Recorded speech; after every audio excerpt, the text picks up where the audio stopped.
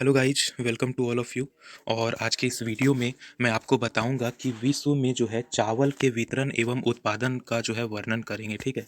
तो चावल जो है विश्व में कहाँ पे कितना होता है, उसके बाद इसका वितरण जो है कहाँ पर कितना है, इसके बारे में बात करेंगे।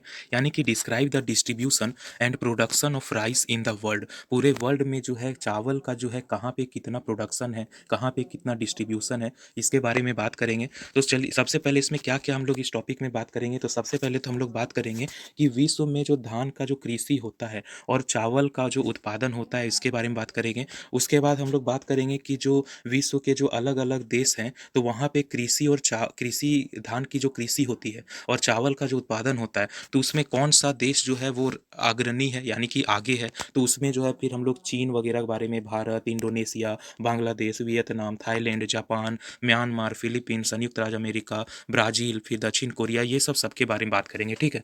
तो सबसे पहले हम लोग बात करने जा रहे हैं कि जो विश्व में जो है वो धान का जो कृषि होता है, तो विश्व में धान का जो कृषि होता है वो कैसे कितना होता है, उत्पादन कितना होता है। तो सबसे पहले हम लोग क्या बात करने जा रहे हैं कि विश्व में धान की कृषि एवं चावल का उत्पादन। ठीक है। तो क्या है कि विश्व में जो धान की कृषि होती है, इसका सर्वाधिक विस्तार कहाँ पे है। तो पूरे विश्व में अगर जो भी धान का कृषि होता है, इसमें सबसे ज़्यादा कहाँ पे कृषि होता है, तो एशिया के कई देश में पाए जाते हैं, जैसे चीन हो गया, भारत हो गया, इंडोनेशिया हो गया, बांग्लादेश हो गया, वियतनाम हो गया, थाईलैंड हो गया, म्यांमार, जापान, दक्षिण Korea, Pakistan, Philippines, Nepal, Sri Lanka, Kampuchea, Malaysia, ये सब क्या है, अग्रणी उत्पादक देश है। ठीक है। तो विश्व का सबसे पहले अगर हम धान की कृषि की बात करें तो वो सबसे ज़्यादा एशिया में होता है। और एशिया के भी जो देश हैं, जैसे चीन, Bharat, Indonesia, Bangladesh, Vietnam, Thailand, Myanmar, Japan, दक्षिण कोरिया, पाकिस्तान, ये सब में सबसे ज़्यादा होता है। ठीक है। तो विश्व के कुल धान उत्पादक का लगभग जो 93% जो है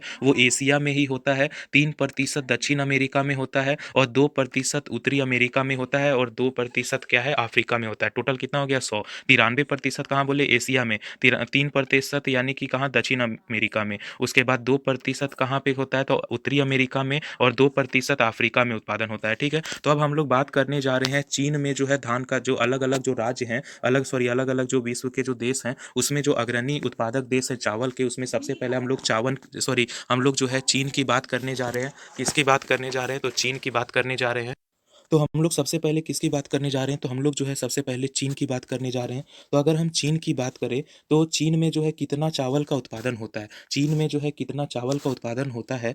तो धान की कृषि और चावल के उत्पादन में अगर हम बात करें, तो चीन जो है विश्व का अग्रणी देश है। मतलब पूरे विश्व में सबसे ज़्यादा जो कृषि के थ्रू जो धान उगता है, वो उसमें धान से जो चावल बनता है, तो चावल के उत्पादन में जो है चीन जो है पूरे विश्व में जो है वो अग्रणी देश में आता है। ये जो है अकेले जो है वो विश्व का लगभग एक चौथाई से अधिक धान का उत्पादन करता है। पूरा अगर हम पूरा जितना भी चावल का जो कृषि होता है पूरे विश्व में, तो उसका एक चौथाई कौन करता है, पूरा चीन ही करता है। ठीक है। तो 2007 में यहाँ का उत्पादन विश्व का 28.3% था। 1975 की तुलना में जो चीन का जो है उत्पादन बहुत ज़्यादा बढ़ा है। यहाँ प्रति हेक्टेयर औसत उत्पादन जो है वो 6074 किलोग्राम है, जबकि जापान का जो उत्पादन है वो 5850 किलोग्राम है। इससे क्या स्पष्ट होता है, कि इससे यह स्पष्ट होता है कि चीन में जो धान की कृषि है वो गहन ढंग से की जाती है, मतलब बहुत ही ज़्यादा अच्छे तरीके से किया जाता है। यहाँ जो है विश्व में अपना प्रथम स्थान बनाए हुए चीन जो है सबसे ज़्यादा कृषि होता है धान का, इसलिए इस चावल का उत्पादन में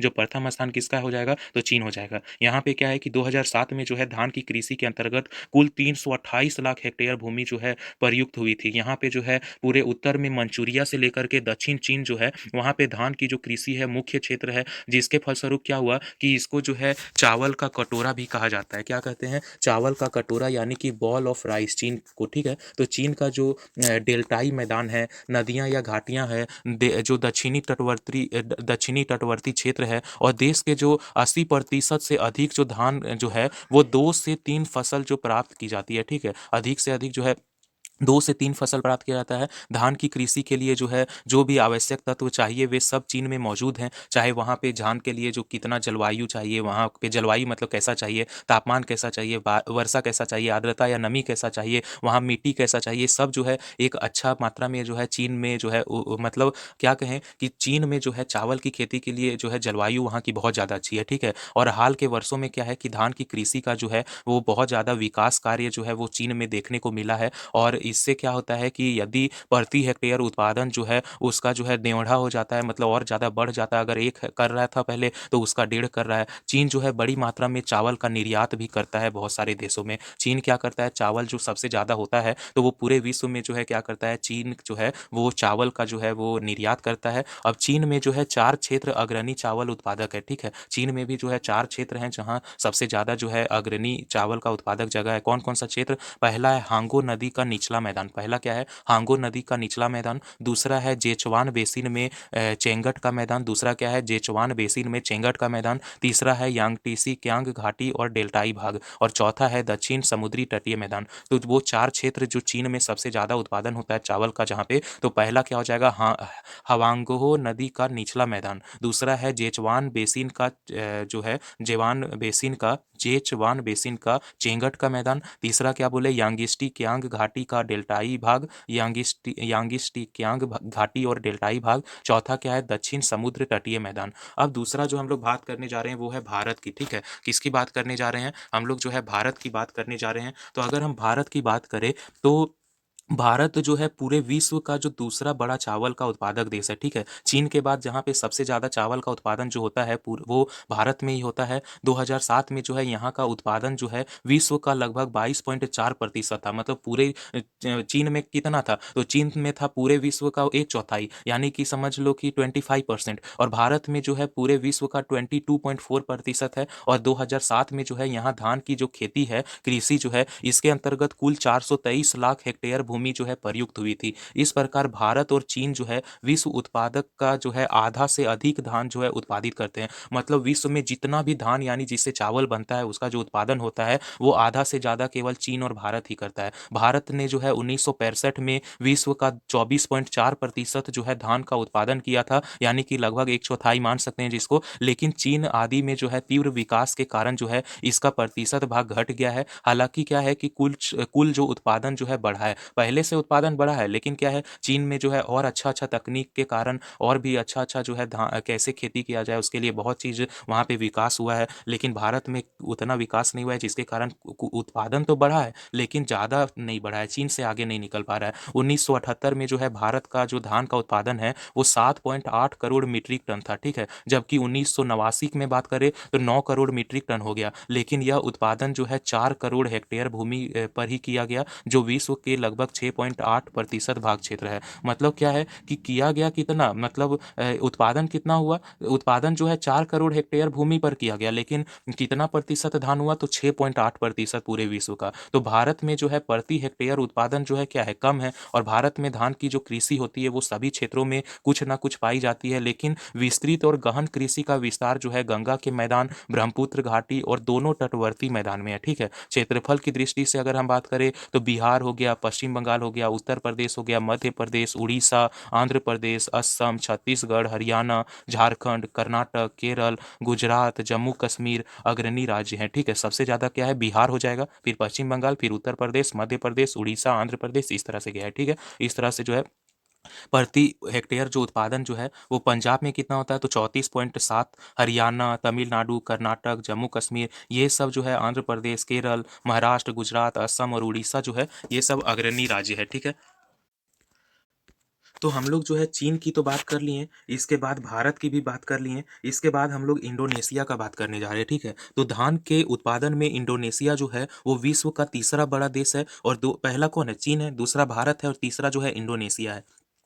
2007 में जो है यहाँ का जो उत्पादन है वो विश्व का 8.8% था। यहाँ लगभग 116 लाख हेक्टेयर भूमि पर जो है धान का कृषि किया जाता है, लेकिन उत्पादन जो है प्रति हेक्टेयर केवल जो है 4538 किलोग्राम है। लेकिन जिसके से क्या होता है कि भारत के समान जो है, भारत के जैसा ही यहाँ भी जो है अधिक क्षेत्रफल के बावजूद भी जो है उत्पादन कम है। यहाँ की कुल बोई गई जो भूमि है वहाँ उसका 45% क्षेत्रफल जो है वो धान का कृषि किया जाता है। हाल के वर्षों में जो है, हाल ही में क्या है कि जो हाल का जो वर्ष है, यहाँ भी जो है उत्पादन में जो है वृद्धि हुआ है, लेकिन उन्नत बीज, उन्नत कृषि पद्धति, सिंचाई की सुविधा का विकास किया गया और जिसके फलस्वरूप क्या हुआ, उत्पादन में जो है उत्तरोत्तर वृद्धि अंकित की गई है। ठीक है, इसके बाद हम लोग बात करने जा रहे हैं बांग्लादेश की। किसकी बात करने जा रहे हैं? बांग्लादेश की। तो बांग्लादेश की अगर हम बात करें तो ये विश्व का चौथा बड़ा धान उत्पादक देश है। यहाँ जो है 2007 में विश्व उत्पादन का 6.5% धान उत्पादित हुआ था। 1975 में जो है यहाँ पे विश्व का केवल 2.6% जो है धान उत्पादित हुआ था। इससे ये स्पष्ट होता है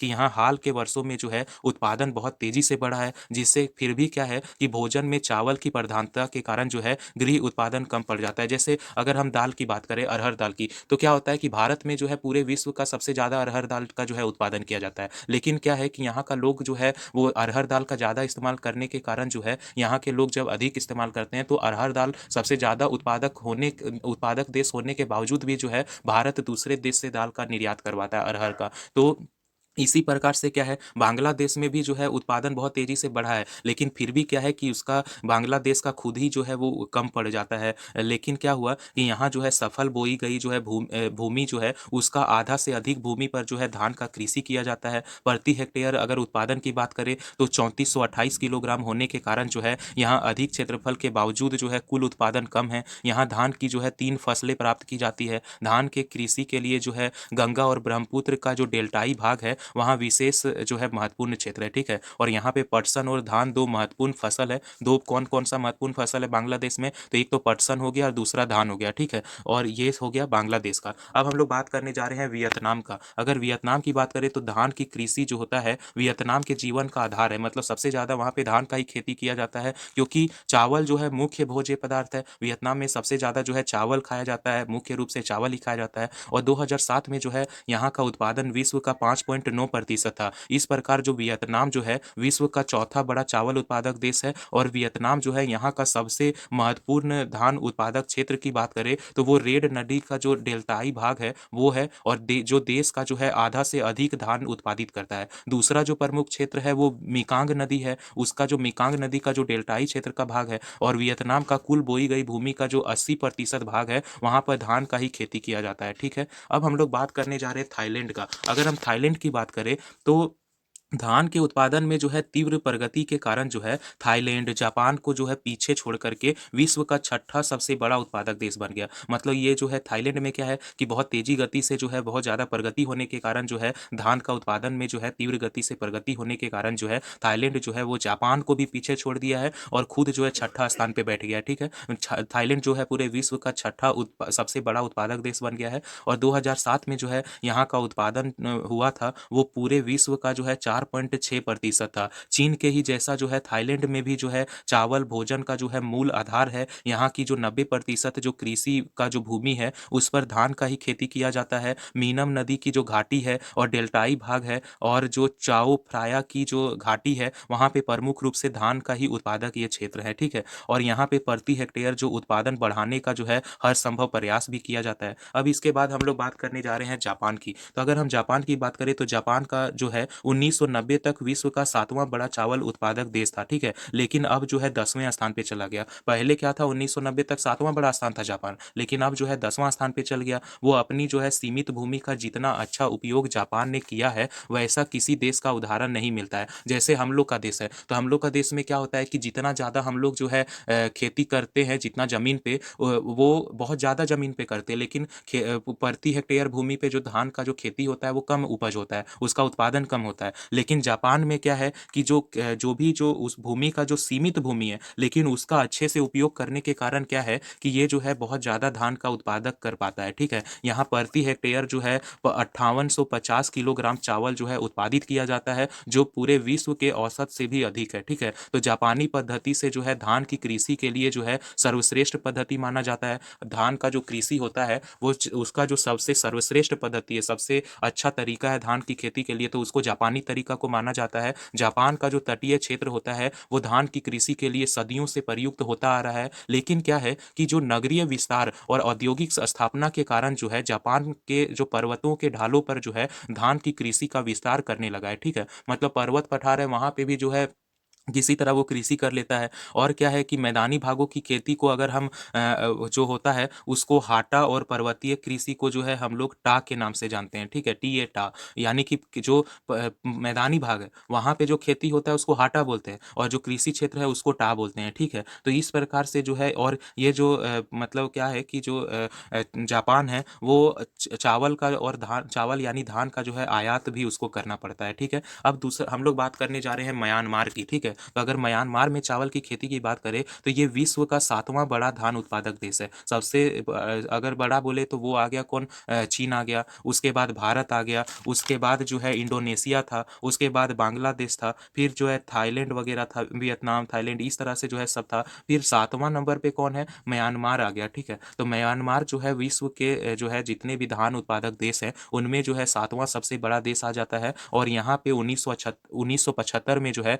यहाँ विश्व का 2.5% धान का उत्पादन हुआ था, लेकिन उत्पादन में वृद्धि के कारण जो है यह विश्व का 4.2% धान उत्पादित करने लगा है, ठीक है? अब अगर हम फिलीपींस की बात करें तो फिलीपींस जो है वो विश्व का 8वां बड़ा चावल का उत्पादक देश है। 7वां कौन था, म्यांमार, और 8वां कौन है, फिलीपींस। यहाँ की जो है कुल बोई गई जो भूमि है उसका 60% से अधिक जो है धान का ही अंतर्गत है, यानी धान का ही खेती किया जाता है 60% से अधिक भूमि पे। और ये क्या इंगित करता है, ये इस बात की ओर इशारा करता है कि यहाँ धान की जो कृषि है उसका बहुत ही ज़्यादा विशेष महत्व है। इसके बाद हम लोग बात करेंगे संयुक्त राज्य अमेरिका की। तो अगर संयुक्त राज्य अमेरिका की बात करें तो ये पूरे विश्व का जो है 11वां सबसे बड़ा धान उत्पादक देश है। 2007 में जो है यहाँ पे उत्पादन जो है विश्व का 1.5% था। ये कितना, 11वां नंबर पे आता है पूरे विश्व में, ठीक है? संयुक्त राज्य अमेरिका 2007 में कितना किया, 1.5% पूरे विश्व का किया। और 1975 में इसका उत्पादन जो है विश्व का केवल 1.5% था, और यहाँ प्रति हेक्टेयर जो है 7448 किलोग्राम जो है धान पैदा होता था। ये जो है विश्व औसत से अधिक है। यहाँ जो है क्या है कि धान के अधिक उत्पादन के लिए यहाँ नए नए प्रयोग किए जा रहे हैं। बीज, कीटनाशक, सिंचाई आदि का जो है प्रबंध किया जा रहा है। इसका प्रबंध में विशेष ध्यान दिया जा रहा है। संयुक्त राज्य अमेरिका में जो है धान की खेती का विकास हो रहा है। दक्षिण राज्यों में शुरू हो गया है विकास इसका, लेकिन अब जो है कैलिफोर्निया में भी इस कृषि होने लगा है। अब क्या है, इससे क्या होता है कि यहाँ जो उत्पादन है वो प्रति हेक्टेयर जो है अधिक हुआ है। स्थानीय मांग कम होने के कारण जो है अधिकांश चावल निर्यात किया जाता है, ठीक है? मतलब क्या है, यहाँ पे चावल खाया जाता है लेकिन वहाँ का जो स्थानीय लोग है उनका जो है चावल उतना ज़्यादा मांग नहीं है, जिसके कारण ये जो है चावल का दूसरे देश में निर्यात कर पाते हैं। अब बात करने जा रहे हैं ब्राज़ील का। तो अगर हम ब्राज़ील की बात करें तो ब्राज़ील जो है विश्व का 9वां सबसे बड़ा धान का उत्पादक देश है, ठीक है? 9 नंबर पे आता है। लेकिन क्या है, धान की कृषि का कोई परंपरा जो यहाँ का यूरोपवासी में नहीं रहा है, ठीक है? जो वास्तव में क्या है कि यहाँ जो धान की जो कृषि हुई है उसका विस्तार जापान और चीनी आप्रवासियों ने किया है। यहाँ जो है उष्ण और आर्द्र तटवर्ती मैदान में जो है धान की कृषि की जाती है।